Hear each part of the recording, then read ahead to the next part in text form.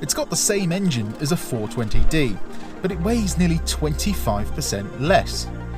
Is it 25% less car though? Well, looking at it, you'd be stupid not to say yes. But there's more than meets the eye. Let me show you round it. My name's Tom, and you're watching Paragon Cars. Let's go.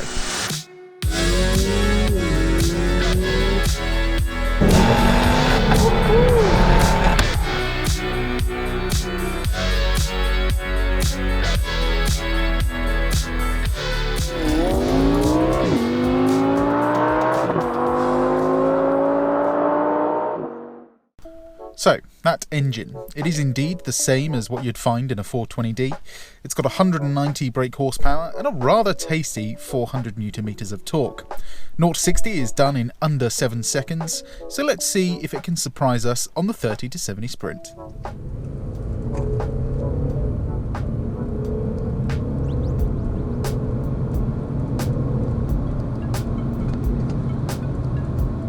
Well, that lack of weight really helps this little thing out. We managed a time of 6.55 seconds, making it faster than a 300 horsepower 3 litre Range Rover, and just off an X630D. In other words, it's nearly hot hatch quick. Inside, it's typical BMW, and boy is that a good thing. Everything is well laid out and just put together so well.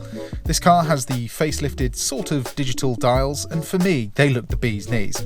Then we have the much needed Harman Kardon sound system and the ProNav screen. Coming to the rear, this car makes me think it's actually a TARDIS. Somehow BMW have managed to give me a genuinely comfortable amount of room. I'm 5'11" and I've got enough knee room to move around, and then just enough headroom so that I don't have to slouch down in my seat. The driver's seat is even in my perfect driving position as well, so I could quite happily move it forward a few inches if I had a taller passenger. Very impressive stuff. Sadly though, there's not really any amenities back here. You've got to spend some more dough to get climate controls and an armrest. The boot has a very impressive 390 litres of capacity. To put that in perspective, that's 9 litres more than a Mark 8 Golf. Annoyingly though, the opening isn't the best. You can carry 2 large suitcases in this thing, but getting them in is a bit of a pain. For longer items, of course, you can fold the seats down and actually fit a 55-inch TV back here. Anyway, let's go have some fun. So, it's wet and we are in a torquey rear-wheel drive BMW. I think we might have some fun today. Anyway, how does this BMW 220D feel driving around town? Well, the suspension is very nice. It's compliant yet stiff, same as a lot of other BMWs. But the biggest thing you notice is just how taut and put together this car feels.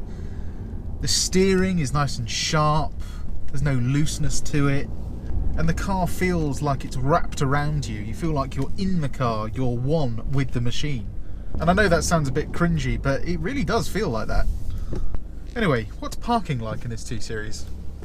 Well, as standard, you just get rear-facing parking sensors, and you'd think that'd be enough, but the view out the back is a little bit compromised. So finding your place can be a little bit difficult at times. The one main advantage this car has over pretty much every other BMW is that it's just small. So once you are used to it, it's really easy to park, even without any other parking aids. Turning circle is also very good, and you're not having to do a lot of wheel twirling. It goes from lock to lock pretty quickly. Right, what's it like coming out of a junction? Give it half throttle.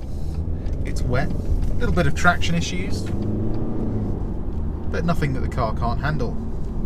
That ZF 8-speed gearbox really blends those gears together as well. So when you're just pootling about around town, it's so relaxing to drive.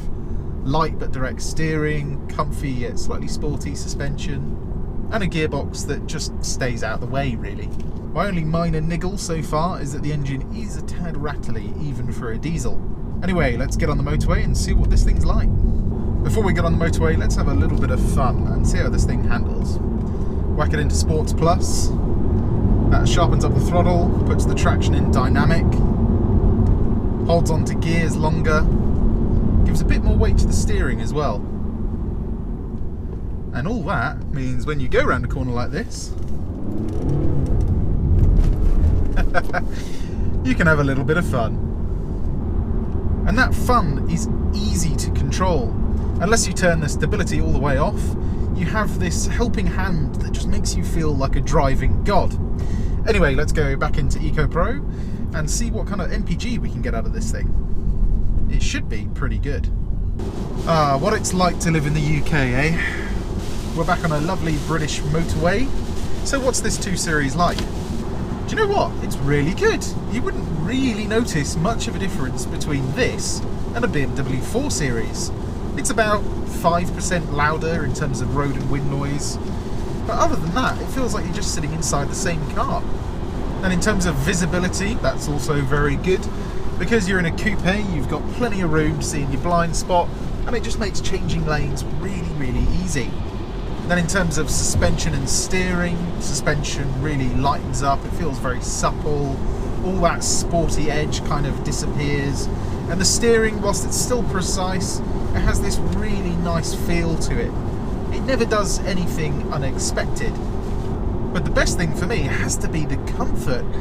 Once you get the seating position right, it's a really comfortable car to do a lot of miles in. You can get nice and low into the cabin, there's plenty of pitch adjustment for the base of the seat, you've then got this little extra support for your thighs, and yeah, it's just a really comfortable seat to be in. If you are a skinny lad, unlike me, you can also tighten the bolsters up, and that's a feature you don't see in cars that are even much more expensive. But there is one big problem with these seats, and it's the same in every BMW that has manual seats. Basically, when you pull the handle, it completely releases the seat. Let me show you a quick clip of exactly what that looks like. Yeah, you see what I mean? When you're driving, and imagine you've never done that before, and you've just bought your brand new BMW and you think, oh, I'm just driving down the road, I'll just change my seating position. You pull that lever, and now you can't see where you're going because you're in the back seat. Yeah, it can be pretty dangerous. So if you are sharing this car with your partner, I would probably try and go with the electric seat option. Moving on into our wear and tear section. This car is nearly 5 years old now, and you wouldn't know. I mean, there's a little bit of shininess on the steering wheel, nothing that can't be fixed with a magic sponge though.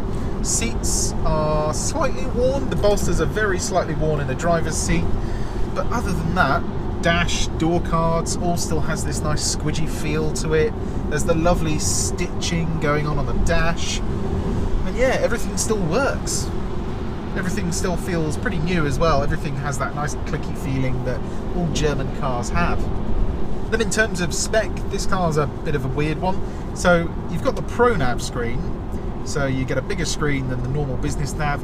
You've then got the Harman Kardon sound system, which is an absolute must in this car, but you don't have dual zone climate control, and it doesn't really look that good having single zone climate, because not only is it just single zone, it means you don't get any digital dials down here. You've just got this thing that looks like it's out of a Renault Clio. And one other thing that's missing from this car is cruise control. You'd think that was standard in a car this expensive, but nope, it's still an optional extra.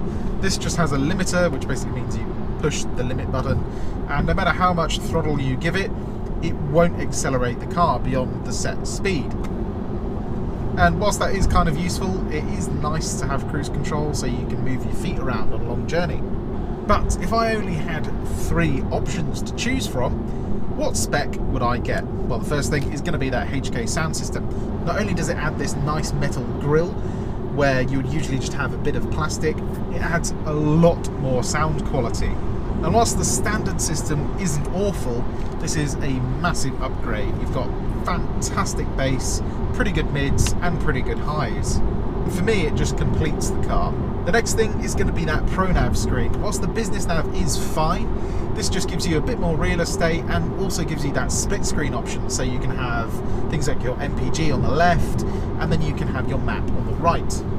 Then the last thing, I'm kind of torn between 2 options for this car. You get rear-facing parking sensors as standard, so there's nothing we need to do there, but I'm torn between either heated seats or 2-zone climate control. I'm probably going to go with the heated seats, because if you do have leather seats in this car, they do get really cold in winter. But if you have cloth seats, maybe go for the dual zone climate control. A, it looks better, and B, it does actually add an extra function. Oh, one thing I forgot in terms of wear and tear, are there any interior rattles? Thankfully, no, there are none. The only signs of wear and tear I can find, apart from the slight wear on the bolsters, is a little scratch on this piano black plastic trim. But with that kind of trim, it is unavoidable. It scratches very easily, and if you can avoid specking it, I would. For me, this brushed aluminium just looks so much nicer as well. Anyway, coming off the motorway then, how did we do in terms of MPG? Well, we're sitting at 54.3 so far, and that figure is still going up. So on a long journey, you can expect to see just over 60 miles per gallon. That's not bad for a 2-litre diesel. The lack of weight and the fact this thing is pretty aerodynamic really, really helps. Anyway, let's see how much that figure drops when we get onto a B road. Right, let's have some fun. Back into Sports Plus.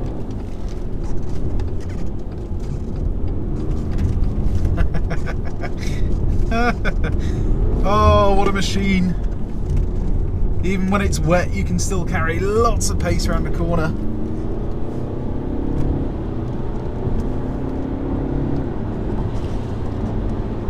See what the brakes are like.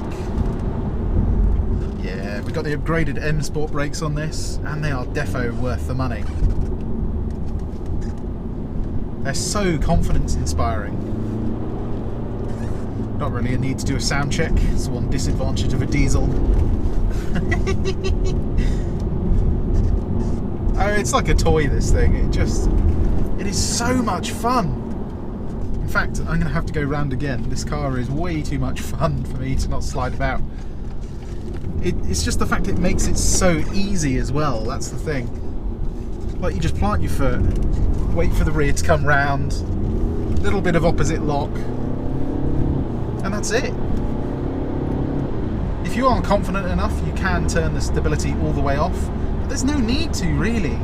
For public roads, just having that little bit of slip at the back gives you all the fun you could ever want. And the thing is, there aren't many hot hatches that would get away from you here. It's just having that adjustability mid-corner means you are never going to miss an apex.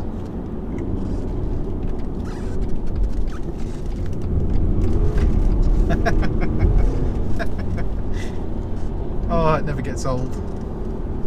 Oh, I really could do this all day.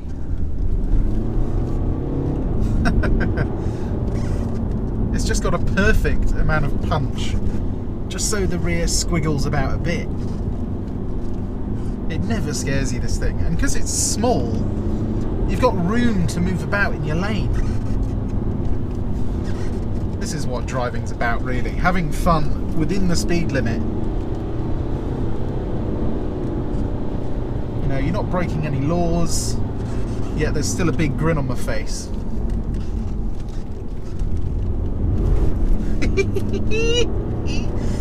Oh, it's a cheeky car. Very, very cheeky. Alright, let's see what it's like from zero. Wet conditions. Get a little bit of tyre spin, I think.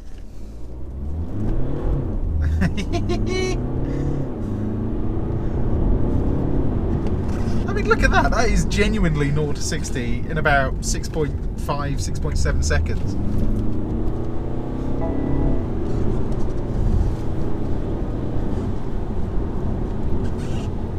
What a great little machine. Even in the wet, you can have fun. The suspension deals with bumps well. It keeps you in contact with the road quite a lot better than some hot hatches. That's why you can drive so quickly, I think.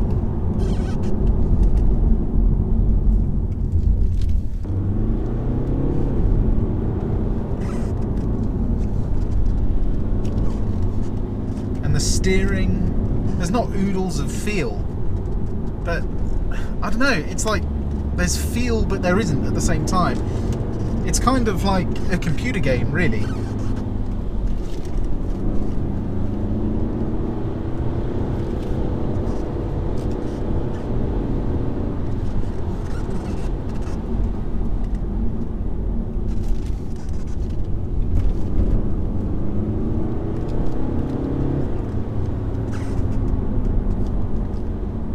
but what a machine. Literally the only thing I'd say is if you're going for something even more powerful than this, like a 235i or a 240i, you might want to get some slightly stiffer springs, because I can get this suspension on its limit pretty easily on a B road. This BMW really brings things into perspective. You see, just 15 years ago, this car would have been considered hot hatch quick. We've become so obsessed with 0 to 60 times and big power figures that we've forgotten what driving is really about. Notice how people who always have to drive the latest and loudest thing are always looking outwards for people's reactions to their new car. I'll admit, even I went down that path once. You end up buying a car to impress others instead of yourself. This though, this BMW 220d is what it's about. No shoutiness, no ostentatiousness, just a wonderful chassis, nippy engine, and ear-to-ear smiles. As always, I hope you enjoyed this review. If you did, give it a like, and why not subscribe? As not only can you see more videos like this, you can see everything we have for sale. My name's Tom, and you've been watching Paragon Cars. I'll see you on the next one. Goodbye.